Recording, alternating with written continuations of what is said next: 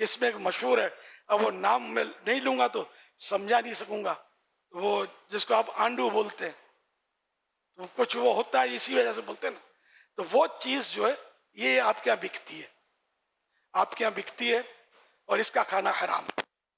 और आप बोलेंगे हमने तो एक मौलाना को पूछा था, भाई तो हर दाढ़ी वाला मौलाना थोड़ी होता है, पूछना उलमा को होता है। तो उलमा मुफ्ती जो होते हैं वो हमारी रहनुमाई करेंगे कि मसला क्या, हर दाढ़ी वाले को हर दाढ़ी रख ली तो सारे मसले इसके सीने में थोड़ी उतर आएंगे।